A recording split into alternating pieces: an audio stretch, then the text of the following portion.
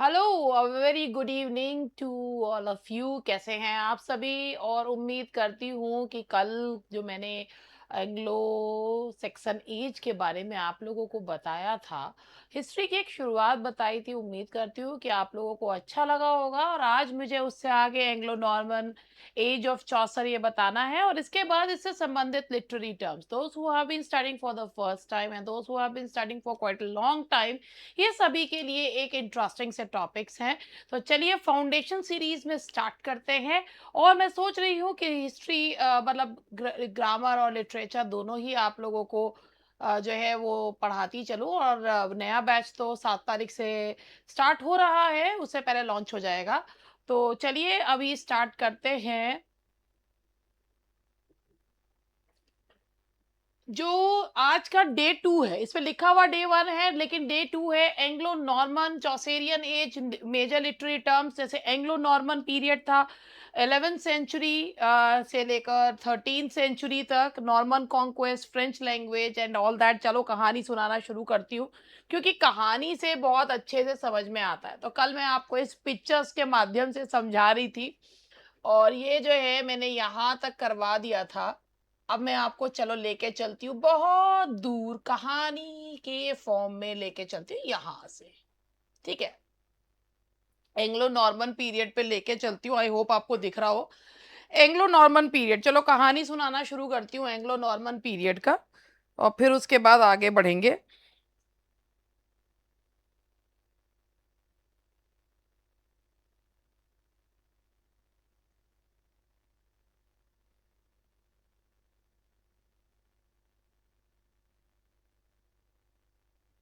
देखिए,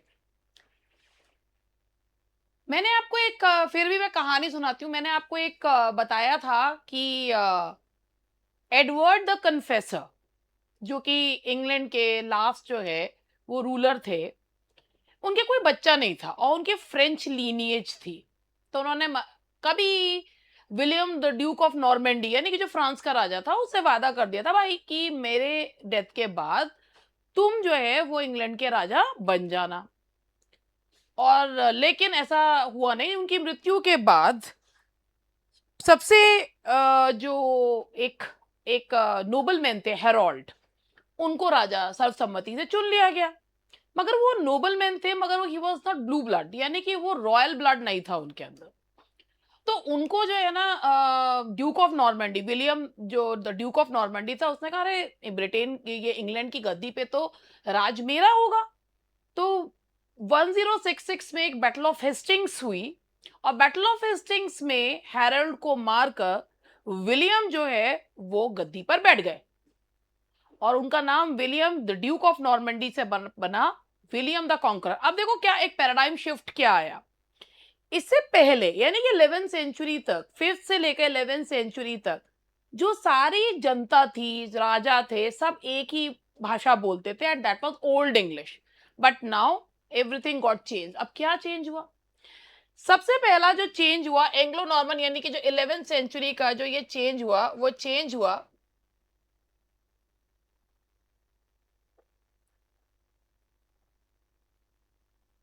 following the conquest. यानी कि जब बैटल ऑफ हेस्टिंग्स के बाद एक फ्रेंच स्पीकिंग क्लास रूल करने लगी। अब भाई जो भी रूल करने आएगा, सबसे पहले वो अपनी भाषा तो लाएगा ना।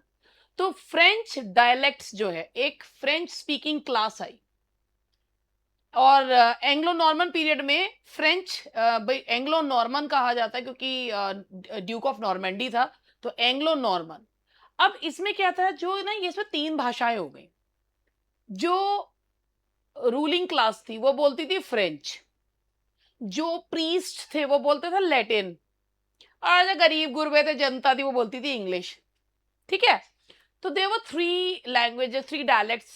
अब इस पीरियड में जो है सिग्निफिकेंट वर्क थे, जो ले ऑफ मेरिदी फ्रांस, जो कि एक केल्टिक लेजेंड पर आधारित था। क्या आप लोगों ने किंग आर्थर का नाम सुना है? किंग आर्थर जो है ना, वो माना जाता है कि ही वाज द फर्स्ट, मतलब वो एक 5th सेंचुरी के केल्ट माने जाते हैं, यानी कि ब्रिटेन माने जाते हैं। और कहा जाता है कि उन्होंने पूरी कोशिश करी थी एंगल सैक्सन्स और जूट्स को अपने ब्रिटानिया नाम के द्वीप से निकालने की, मगर ऐसा हो ना सका। तो उनका ज़िक्र इतिहास में इतना नहीं मिलता जितना कहानियों में, किस्से कहानियों में मिलता है।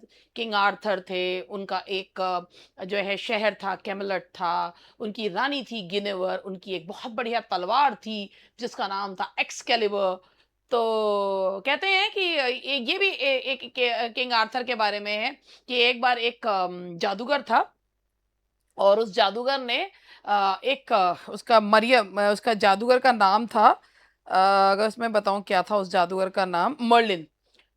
जादूगर ने ना एक तलवार जो है वो एक पत्थर में जो है उसको तलवार को इंसर्ट कर दिया था और ये कहा था कि अगर कोई भी इस तलवार को निकाल देगा तो वो दुनिया का सबसे शक्तिशाली जो है वही पूरे ब्रिटेन का असली और कानूनी राजा होगा। तो कहा जाता है कि बहुत सारे राजाओं ने कोशिश करी उस तलवार को निकालने की लेकिन नहीं निकाल पाए। और एक साधारण सा 21 साल का लड़का था जिसका नाम था आर्थर, उसने बिना किसी विशेष प्रयास के वो तलवार निकाल दी थी।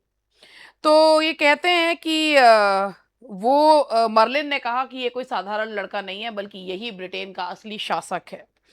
तो और ये तो कहते हैं कि Excalibur is the name of King Arthur's, जो है किंग आर्थर की जो सोर्ड थी उसका नाम था एक्सकैलिबर। इस पे जो टॉमस मेलोरी का मोटेड आर्थर है वो इस पे लिखा गया है, टेनिसन ने लिखा है। तो किंग आर्थर जो है ना वो बहुत ज्यादा प्रसिद्ध थे, उनके किस्से जो है ना वो बहुत ज्यादा सुनाए जाते हैं। तो ये किंग आर्थर पे ये रोमांस लिखा गया। रोमांस क्या होते हैं जिसमें जो है ना एक शूरवीर की कहानी होती है, थोड़ा-सा जो है वो लड़ाई झगड़ा होता है, अंततः शूरवीर जीत जाता है, ये होता है। तो lai of Marie de France जो है वो लिखा गया जो कि केल्टिक लेजेंड्स यानी कि ब्रिटेन ब्रिटेन के स्थानीय लेजेंड्स पर आधारित था। और कहते हैं कि this was the first Arthurian romance. First king Arthur के बारे में लिखा गया। अभी मैंने आपको बताया किंग आर्थर की तलवार का नाम क्या था? जी हाँ, एक्सकैलिबर। अब इसके बाद अब आते हैं, चलिए शुरू करते हैं 13th सेंचुरी में ही। अब लिटरेचर जो है, एक लिटरेचर का जो अब उद्भव जो शुरू हुआ, secular literature, late 14th century की बात है ये। सेक्युलर लिटरेचर एक धर्मनिरपेक्ष था। सबसे पहले आप लोगों ने सबने जिसने भी लिटरेचर पढ़ा है, father of English literature Jeffrey Chaucer का नाम सबने सुना है। तो जेफरे चॉसर जो है ना इस एरा के बहुत ही ज्यादा प्रोमिनेंट फिगर है। जेफरे चौसर को कोई छोटे मोटे वो समझने की गलती मत करना। जेफरे चौसर ने कहते हैं कि उनका तब ना राजा महाराजा क्या किया करते थे कि किसी एक बच्चे को जो कि रॉयल ब्लड नहीं होता था उसको बिल्कुल राजकुमारों की तरह ही शिक्षा दीक्षा दिलवाई जाती थी, and Jeffrey Chaucer was the chosen one. तो उन्होंने जो है वो एक स्पाई का भी काम करा है उन्होंने, जब 100 ईयर वॉर की शुरुआत हुई थी। तो जेफरे चौसर इस एरा के बहुत ही फेमस जो हैं वो फिगर थे। और उन्होंने जो है मतलब उन्होंने बेसिकली चौसर के करियर को अगर हम माने तो French period, Italian period and English period लिखा उन्होंने सब इंग्लिश में है। लेकिन जो पहला पीरियड है उन पे फ्रेंच कल्चर का प्रभाव देखने को मिलता है कुछ जो उनके वर्क्स हैं। फिर दूसरे वर्क्स जो हैं उन पे उनमें उनके जो है इटालियन कल्चर का इम्पैक्ट देखने को मिलता है, और फिर इंग्लिश का। तो चौसर के समय तक मिडिल इंग्लिश जो है दी। तो उन्होंने ना उनके जो फेमस वर्क है कैंटरबरी टेल्स जो है कि wanted to write more than 100 tales. और लगभग वो जो है ना लिखना चाहते थे, कहते हैं कि 120 कहानियां लिखना चाहते थे। वो कैचियो के डेकामरॉन से प्रभावित थे, but he could not right so, मतलब मोर देन 100 लिखना चाहते थे मगर ही कुड राइट ओनली 24। और एक उनका वर्क है बहुत ही फेमस, ट्रायलस एंड क्रेसिडा जो है उनका बहुत फेमस वर्क है। इसके बाद चौसर के ही समकालीन थे विलियम लैंगलैंड जो है उन्होंने एक सटायरिकल पोयम लिखी है पियर्स प्लोमैन, जो उन्होंने, चाहे चौसर हो चाहे विलियम लैंगलैंड हो, इन्होंने उस समय के तत्कालीन, अब एक बात बताओ, सबसे ज्यादा जब कहते हैं ना पावर करप्ट्स और एब्सोल्यूट पावर करप्ट्स, एब्सोल्युटली। तो चर्च में उस समय जो सबसे ज्यादा जो भ्रष्टाचार था ना वो चर्च में था। इन्होंने भी पियर्स प्लोमैन जो है सटायरिकल पोयम लिखी है। और एलिटरेटिव मीटर जो मैंने आपको बताया था कि बीच में स्ट्रेस जो है सिज्यूरा होता है यानी कि पॉज होता है। फिर एक पर्ल पोएट थे इसमें, एक एनोनिमस मास्टर थे, उन्होंने the Sir Gawain and the Green Knight जो है वो लिखा है। ये इन किसी को नहीं पता कि पर्ल पोएट कहलाए जाते हैं, एक रोमांस लिखा है इन्होंने, Sir Gawain and the Green Knight. ठीक है, तो यहाँ तक ये हुआ। अब मैं जब आपसे क्वेश्चन पूछूंगी ना, तो आप मुझे पता है बहुत अच्छे से सारी चीजों को बता पाएंगे।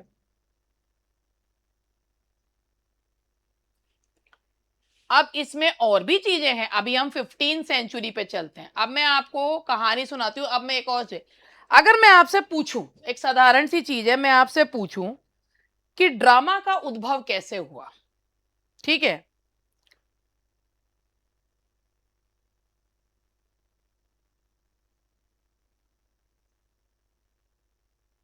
अगर मैं आपसे पूछूं कि ड्रामा कैसे आया, ड्रामा का ओरिजिन क्या है, कैसे आया ड्रामा, तो यहां से हम बताते हैं ड्रामा के ओरिजिन की जो है मैं आपको बताती हूँ। देखो, आ,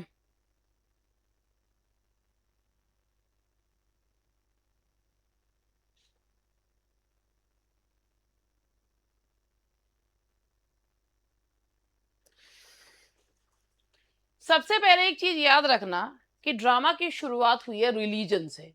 ड्रामा की शुरुआत कहाँ से हुई है? रिलीजन से हुई है। और ये मैं आपको सबसे पहले यहाँ से एक चीज बताती हूँ कि ड्रामा के ओरिजिन की कहानी सुनाती हूँ आपको। ड्रामा का जो ओरिजिन है ना, पता है आपको, बहुत बहुत ये लगेगा कि अरे ऐसा भी है। ड्रामा मनोरंजन के लिए नहीं था। ड्रामा का ओरिजिन हुआ था ग्रीस में। ड्रामा मनोरंजन के लिए नहीं था, बल्कि धर्म, रिलीजन और पूजा के लिए था।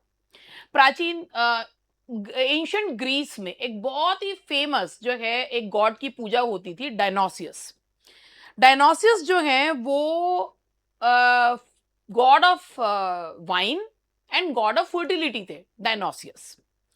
और ये जो है ना, जब हर साल स्प्रिंग के मौसम में अंगूर की नई फसल आती थी, तो डायनोसियस के सम्मान में एक बहुत बड़ा क्या किया जाता था, एक डायनोसियस के सम्मान में एक बहुत बड़ा फेस्टिवल किया जाता था।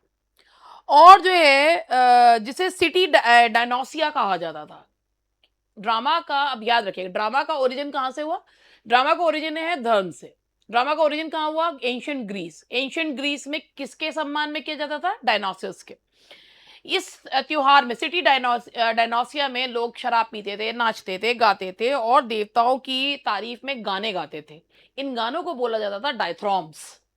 डायथ्रॉम बोला था। अब कहते हैं कि इसके बाद धीरे धीरे ट्रेजेडी, कॉमेडी की जाने लगी। ट्रेजेडी, महान लेखकों को इसके लिए पुरस्कार दिए जाने लगे। एक प्रतियोगिता शुरू हो गई। इसमें एस्केलस, सोफोक्लीज, यूरिपिडस, इनके नाम आते हैं। एस्केलस, सोफोक्लीज, यूरिपिडस, इन सब के नाम आते हैं। उसके बाद जो आप लोगों ने नाम सुना हो, ट्रेजेडी। ट्रेजेडी जो वर्ड है ना, ये ट्रैगोस से लिया गया है। ट्रैगो मतलब गोट सॉन्ग से लिया गया है। इसको कहते हैं कि कहते हैं कि जो जीतता था इस जो भी ये कंपटीशन होता था, उसमें जो भी जीतता था, उसको जो है ना गोट जो है वो दी जाती थी। और कॉमेडी, इसमें मुखौटा, हंसता हुआ मुखौटा होता था। और ये कॉमेडी जो है रिवेल जो है सॉन्ग, रिवेलरी, उसमें खुशी, सुखांत हुआ करता था। अब धीरे धीरे ग्रीस से पूरी दुनिया में ये फैल गया। तो अब इसको याद रखिएगा कि अगर आपसे कोई पूछे कि drama, drama was not meant for entertainment. Drama जो है उसका ओरिजिन जो है, ड्रामा का ओरिजिन जो है वो क्या है? रिलीजन है। और ड्रामा का जो रिलीजन से कहां से है? Ancient Greece. एंशियंट ग्रीस में किसके सम्मान में होता था? डायनासियस के। ठीक है, God of wine and fertility. God of wine and fertility के ये गॉड थे और इनके सम्मान में हुआ करता था। धीरे धीरे ये एक प्रतियोगिताएं होने लगी और जिसमें ट्रेजेडी और कॉमेडी होने लगी। ट्रेजेडी जो है वो ट्रैगोस से लिया गया है। ट्रैगोस का मतलब होता है गोट सॉन्ग। और कहा जाता है कि जो जीतने वाला होता था उसे गोट जो है दी जाती थी और कॉमेडी होती थी। और इसमें एस्केलस, यूरिपिडस, ये जो है महान जो है इसमें एक ये सोफोक्लीस, ये महान राइटर्स थे जिन्होंने इन ड्रामा को बहुत जो है ऊंचाइयों पे पहुंचाया। अब चलो ये तो हुई ग्रीस की बात। अब चलो इंग्लैंड में भी ड्रामा जो आया है ना, वो कहाँ से आया है? इंग्लैंड में भी ड्रामा रिलीजन से ही आया है। कैसे? अब मैं इसको आपको बताती हूँ। इंग्लैंड में ड्रामा की कहानी जो है ना, वो बिल्कुल जो है वो किसी सस्पेंस फिल्म के जैसी है। अब कहानी सुनिए।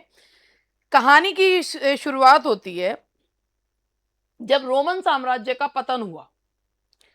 पूरे यूरोप और इंग्लैंड में नाटक लगभग खत्म हो चुका था, क्योंकि पोप इसे पाप मानते थे। लेकिन बात ये मान के चलिए 10th सेंचुरी के लगभग जो पोप थे जो प्रीस्ट थे, उन्हें ये बात समझ में आई, जनता को लैटिन समझ में नहीं आती। जनता को लैटिन समझ में नहीं आती, इसलिए वो बाइबल की कहानियों से जुड़ ही नहीं पा रही। आप सोचिए कि रोमन साम्राज्य के अंत के बाद ब्रिटेन से ड्रामा बिल्कुल समाप्त हो चुका था, लेकिन 10th सेंचुरी में पोप को ये लगा कि यार जनता को तो लैटिन समझ में ही नहीं आती, और अगर आपको कोई भाषा समझ में नहीं आ रही तो क्या आप उस भाषा से जुड़ पाओगे? नहीं जुड़ पाओगे। तो उन्होंने कहा अरे लोग जुड़ ही नहीं पा रहे बाइबल की कहानियों से, और जब तक हम लोगों को धर्म से जोड़ेंगे नहीं तो लोग धर्म को समझेंगे कैसे? तो उन्होंने क्या करा कि जितने भी पादरी थे उन्होंने ईस्टर के मौके पर चर्च में ही एक छोटा सा एक्ट करने का जो है प्रण किया। और इसे जो है ना इतिहास में इसे कहते हैं क्वेम क्वेरिटिस। क्वेम क्वेरिटिस कहा जाता है। तुम किसे ढूंढ रहे हो, इसे इतिहास में कहते हैं क्वेम क्वेरिटिस। 3 पादरी जो हैं वो महिलाओं के कपड़े पहनकर चर्च की ऑल्टर पर बैठते हैं, और ईसा मसीह की कब्र का प्रतीक जो है वो दिखाया है। और एक अन्य पादरी जो देवदूत बना हुआ है वो पूछता है क्वेम क्वेट्रिस, किसे ढूंढ रहे हो? तो वो कहते हैं हम ईसा मसीह को ढूंढ रहे हैं। तो देवदूत कहते हैं वे यहाँ नहीं है, वे जीवित हो चुके हैं। ये 4 लाइन का नाटक इतना पसंद आया लोगों को, लोगों ने मजा आ गया भाई, मजा आ गया। वो बात वही है ना, आप पढ़ रहे हो, जब आपको कोई भाषा समझ में नहीं आ रही है तो आप उससे नहीं जुड़ोगे, लेकिन जैसे ही वो आपको एक नाटक के रूप में दिखाई जाने लगे तो आपको पसंद आने लगती है। तो यहाँ पर मैंने आपको बताया कि अब ब्रिटेन में आप ये मानिए कि ब्रिटेन में या इंग्लैंड में 10th सेंचुरी में 10th सेंचुरी में पोप वगैरह ने सोचा कि जनता को जो है वो किससे जोड़ना है। यहां पर भी किससे आया? रिलीजन से। 10th सेंचुरी में जो पोप थे उन्होंने सोचा कि यार जनता को लैटिन तो समझ में आती नहीं है, बाइबल से जुड़ नहीं पा रही है। तो उन्होंने कहा कि हम जो है एक नाटक जो है करेंगे। तो पहला कि जो उन्होंने कहा कि हम एक चर्च के अंदर एक छोटा सा नाटक करेंगे, और इसे इतिहास में कहा गया है क्वेम क्वेट्रिस।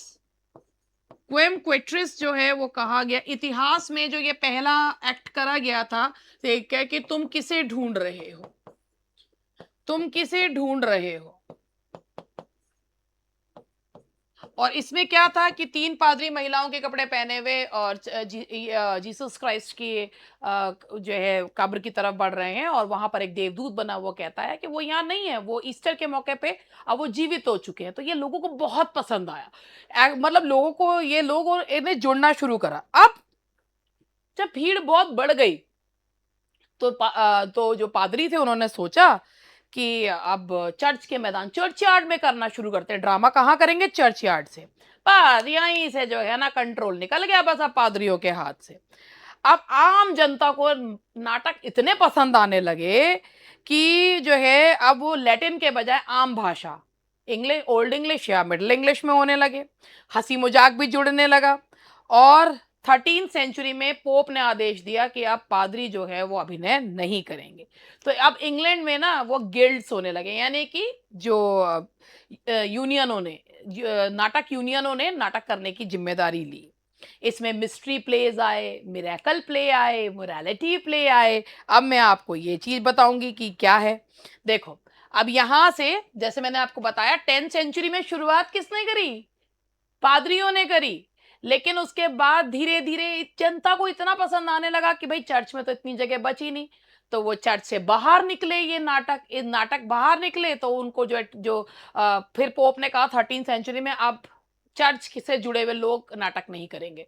तो जो गिल्ड्स थे, यानी कि जो नाटक यूनियंस थी, उन्होंने नाटक करवाने शुरू करे और लोगों को नाटक इतने पसंद आने शुरू हुए। फिर धीरे धीरे ये नाटक जो है mystery play, miracle play, morality play. अब मैं आपको सबसे पहले बताऊं, सबसे पहले होते हैं मिरेकल प्ले। अगर आप मिरेकल प्ले के बारे में जाने तो मिरेकल प्ले क्या है, ये संतों के चमत्कार की कहानियां है, संतों के चमत्कार, ठीक है। फिर उसके बाद आता है मिस्ट्री। मिस्ट्री प्लेज है बाइबल की कहानियां। और मोरालिटी प्ले लास्ट में आए थे। मोरालिटी प्ले थे अच्छाई और बुराई, अच्छाई बुराई पर अच्छाई की जीत दिखाने में, ये मोरालिटी प्लेस थे। तो जो मिस्ट्री प्लेस थे, इनमें जो है वो बाइबल की कहानियां दिखाती थी। नोआज आर्क वाली जो कहानी है, मिरेकल प्ले साधु संतों के जीवन की कहानियां, और मोरालिटी प्लेस ये 15 सेंचुरी में आए थे। एवरी मैन जो है, इसमें जो है एवरी मैन जो है ये सबसे ज्यादा फेमस मोरालिटी प्ले है। उसके बाद जो नाटक का गोल्डन एरा कहलाता है वो एलिजाबेथन एरा कहलाता है, एंड शेक्सपियर जो है वो तो है ही, सभी जानते हैं। तो ये नाटक वगैरह के बारे में भी जानना, क्योंकि कहाँ से आया नाटक। देखो अब क्या था ये सेंचुरी में ना, ये जो 15 सेंचुरी थी, चलो अब 15 सेंचुरी की बात करते हैं। तो ये जो सेंचुरी थी ना, इसमें फोक बैलेड्स, बैलेड्स होते हैं जिसमें ना सिंगर्स जो होते हैं वो गाते हैं, बजाते हैं और अपनी जो है कहानियां सुनाते हैं, सॉन्ग्स, कम्युनल ड्रामा। उसके बाद 15 सेंचुरी में आया रिलीजियस ड्रामा, जो मैंने अभी आपको बताया कि कहानी, नाटक की कहानी मैंने आपको पहले ही बताई कि नाटक जो आया ग्रीस से आया, इंग्लैंड में कैसे आया भाई लोग, आप खुद सोचो। हम अगर कहीं पर रामायण हो रही, रामलीला हो रही होती है तो हमें आज भी अच्छी लगती है, मजा आता है देखने में। जबकि रामचंद्र जी की कहानी तो सुनाई जा रही है लेकिन हमें अच्छी लगती है, वो हमारे दिमाग में भी बैठ जाती है। तो वही होता है कि when you see something on stage तो वो आपको ज्यादा अच्छे से समझ में आता। तो ड्रामा का ओरिजिन रिलीजन से हुआ है, miracle place, morality place and mystery place. अब मैंने अभी आपको बताया था कि 5th सेंचुरी के, अब सबसे एक प्रोदन प्रिंटिंग। अब आप देखो इस समय पे सबसे ज्यादा एक चीज, यहां पर एक और चीज देखिए कि अगर आप ये बताइए कि आप कोई भी किताब का कोई नॉलेज कैसे ले सकते हैं, आजकल तो एक क्लिक पे सारी दुनिया हाजिर है। पहले सोचिए लोगों को लोग कहानी बताते थे जो जिसका मतलब होता था, लेकिन जब प्रिंटिंग प्रेस आई, लोगों के हाथों में किताब आई, तो लोग जो है ना, लोगों के अंदर अवेयरनेस बढ़ी। थॉमस मेलोरी ने एक mooted Arthur, Arthur king Arthur की कहानियों को प्रोज वर्जन में निकाला। 1476 में विलियम कैक्सटन ने इंग्लैंड में प्रिंटिंग प्रेस का, जो इंग्लैंड में प्रिंटिंग प्रेस को लेकर आए, और यहीं से लर्निंग जो है ना वो फैली। ये मत सोचिएगा कि पहली किताब मोटेड आर्थर है, ना ना ना ना। किताब तो पहली जो है the dicts and sayings of the philosophers है, और the recycle of the history of the Troy. The history of the Troy जो है वो है पहली किताब, और इंग्लैंड की धरती पे है the dicts and sayings of the philosophers 1477 में। नाउ 1476 में विलियम कैक्सटन ने प्रिंटिंग प्रेस लाए, इंग्लैंड की धरती पे पहली किताब है the dicts and sayings of philosophers. और थॉमस मेलोरी ने तो प्रोज रोमांस को, किंग आर्थर की कहानियों को जनमानस तक फैलाया था।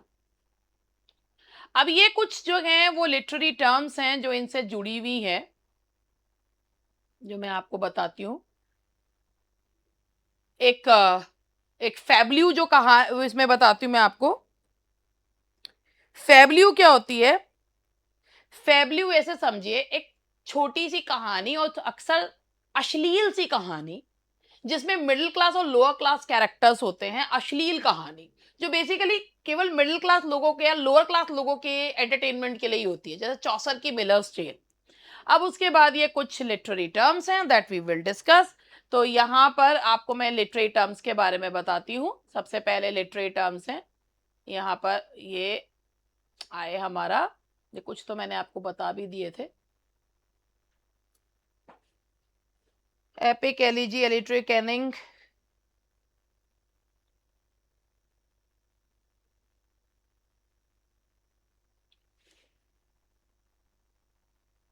अब मैं यहाँ पे आपको क्रॉनिकल के बारे में बताती हूँ। जैसे कि किंग एल्फ्रेड ने एक हिस्ट्री को जो है डेट वाइज जो है वो लिख दो, तो उसे क्रॉनिकल कहते हैं। और क्रॉनिकल प्लेज ही हिस्टोरिकल प्लेज में हुए जो है वो आगे डेवलप हुए थे। उसके बाद आपका मैंने यहाँ पर बताया फैब्ल्यू। फैब्ल्यू मैंने आपको बताया कि एक अश्लील सी कहानी हुआ करती थी, जैसे चौसर की मिलर्स टेल है। बैलेट कहानी कहती हुई पोयम हुआ करती थी, जिसमें सिंगर्स जो हैं वो नाचते हुए गाते हुए नाचते हुए अपनी का बात सुनाया करते थे। और ये जो बैलेट्स होते थे, ये किसी हीरो की कहानी होती थी जो ओरली ट्रांसमिट होती थी। और इसके बाद आता है मिरेकल प्ले। ये मैंने आपको बताया मिरेकल प्ले, यानी कि संतों की कहानियां, संतों के चमत्कार की कहानियां। मोरालिटी प्ले, एलिगोरिकल ड्रामा, जिसमें कैरेक्टर्स जो है ना, कोई अच्छा बनेगा, कोई बुरा बनेगा, बुराई की हारेगी, अच्छाई जीतेगी। जैसे आप मोरालिटी प्ले में ये मान के चलिए कि जैसे हर बार जब दशहरा पे रावण को जलाया जाता है, तो रावण जो प्रतीकात्मक रूप में दिखाया जाता है वो बुराई के रूप में दिखाया जाता है, और रामचंद्र जी को जो दिखाया जाता है वो अच्छाई के रूप में दिखाया जाता है। तो बुराई पर अच्छाई की जीत प्रतीकात्मक रूप में दिखाई जाती है। फिर एलिगरी, एक ऐसा नैरेटिव, एक ऐसी कहानियां जिसमें कैरेक्टर्स जो होते हैं ना, उनके अंदर मीनिंग छिपे रहते हैं, वो कुछ और मीनिंग को अब आपने हमेशा सभी ने रावण के 10 सिर देखे होंगे, तो रावण के कोई रियली में 10 सिर थोड़ी थे। 10 सिर सिंबलाइज करते हैं कि एक बार में 10 चीजों को सोचना। ऐसे ही अगर किसी को किसी रूप में दिखाया जा रहा है, तो वो उसका मतलब ये होता है, उसका सिंबल होता है कि भाई ये, जैसे मैं आपको एक एग्जांपल दूं एलिगरी का, कि जो एनिमल फार्म है, जॉर्ज ऑरवेल का एक नॉवल है एनिमल फार्म, जिसमें पिग्स जो है ना वो रिप्रेजेंट करते हैं, रशियन रेवोल्यूशन को रिप्रेजेंट करते हैं। तो एलिगरी का मतलब होता है जिसमें मीनिंग कुछ और होता है, ऊपर का मीनिंग कुछ और होता है और बिटवीन द लाइंस मीनिंग अलग होता है। उसके बाद आता है फ्रेम नैरेटिव। ये कहानी बहुत, ये उस समय चौसर के समय में काफी फेमस था। एक स्टोरी होती है जिसमें स्टोरी, एक story structure which one main story contains a series of shorter story. एक स्टोरी के अंदर कई सारी स्टोरीज जो है वो बुनी रहती हैं, उसे फ्रेम नैरेटिव कहा जाता है। आर्थरियन रोमांस मैंने आपको बताया, किंग आर्थर 5th सेंचुरी के एक केल्ट थे, और वो बहुत ज्यादा जो है वो फेमस थे। पता नहीं इतिहास में तो उनका कोई जिक्र नहीं मिलता है, मगर एक शायद एक कैरेक्टर थे वो। उसके बाद हो गया यहाँ तक। अब देखें और कुछ रह गया हो। अब इसमें मुझे क्वेश्चंस कराने हैं।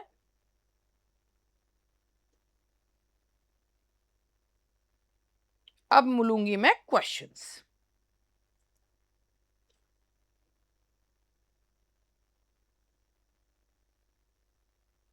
उम्मीद करती हूँ कि अब आप लोग बहुत अच्छे से इन क्वेश्चंस का जवाब जो है वो देंगे, क्योंकि अब जो है आराम से जो है वो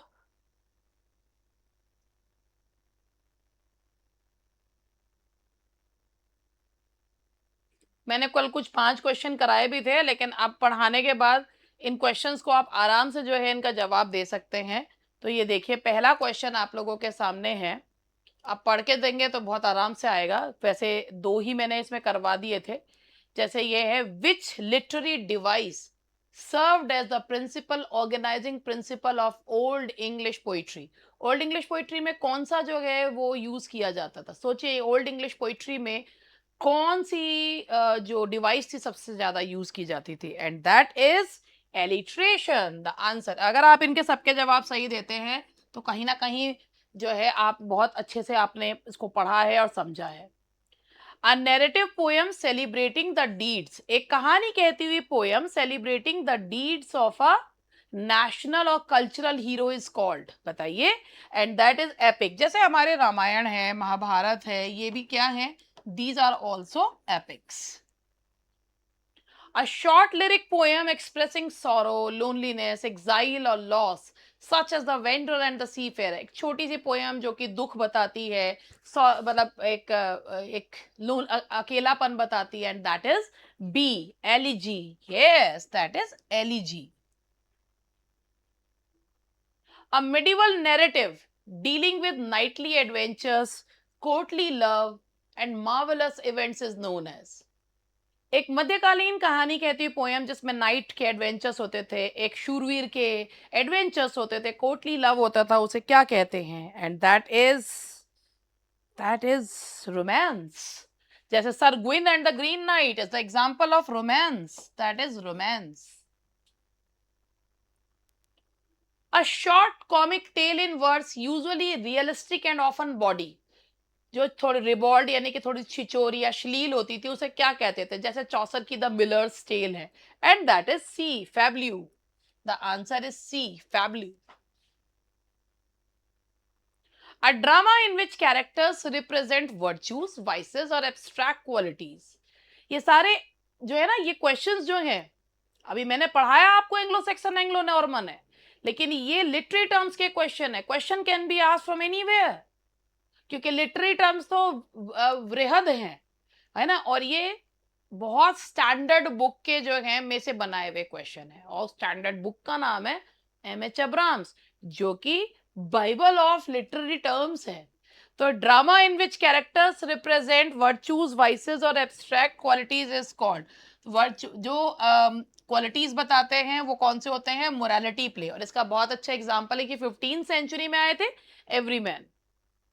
A narrative in which characters and events symbolize moral or spiritual meanings. Moral और spiritual meanings जो बताते हैं. A narrative in which characters and events symbolize moral or spiritual meaning. That is allegory, जो मैंने अभी आपको एग्जाम्पल भी दिया था कि एनिमल फार्म का. The Canterbury Tales is famous for employing which literary technique? Canterbury tale में जो कहानियों की कहानी के अंदर कहानियां हैं, and that is C frame narrative. Which of the following terms belongs primarily to the Anglo Saxon tradition? Anglo Saxon को कौन सा बिलोंग करता है? कोर्टली लव नहीं, ये आया था, कोर्टली लव आया था जब फ्रेंच स्पीकिंग क्लास आई थी, यानी कि 11th सेंचुरी में. फैब्ल्यू कब आया था? 13th सेंचुरी में, 14th सेंचुरी में. और रोमांस भी कब आया था? दैट केम इन 11th और 12th सेंचुरी. तो क्या एंग्लो सेक्सन्स जो यूज करते थे whale road, bone house, and that is kennings. तो ये था मेरा आज का मैंने 2 एजेस जो है करवाई हैं 5th सेंचुरी से लेकर 14th सेंचुरी तक. एक्चुअली ये सारा जो मटेरियल है ये मैं आपको हिस्ट्री ऑफ इंग्लिश लिटरेचर जो मैं आपको इस समय बता रही हूँ, ये आपको हिस्ट्री ऑफ इंग्लिश लिटरेचर बहुत ही मेरे हिसाब से है वो इंटरेस्टिंग वे में. ये एम.एच. अब्राम्स जो हैं, और अब ये आपको मैं बताऊं कि ये किताब जो है ना वो बहुत लोगों को बहुत टफ लगती है, बट ये किताब जो है ना पढ़नी चाहिए. और इस किताब को इंटरेस्टिंग वे में पढ़ाना भी अपने आप में एक बहुत बड़ी चीज़ है. आप देख सकते हैं ग्लॉसरी ऑफ लिटरेरी टर्म्स है, और इसको जो है मैं अपने तरीके से आप लोगों को बता रही हूँ, क्योंकि जो लोग पहली बार पढ़ते हैं उनको ये किताब ऑब्वियसली वो देखेंगे तो जो पढ़ते हैं उनको तो मजा आता है, लेकिन जो नहीं पढ़ते हैं उनको ये थोड़ा सा लग सकता है अरे इतना कौन पढ़ेगा. तो एंजॉय करिए. लिटरेचर एंजॉय करने के लिए होता है. The moment you fall in love with literature, literature will automatically fall in love with you. तो चलिए, that's all for today. Bye bye.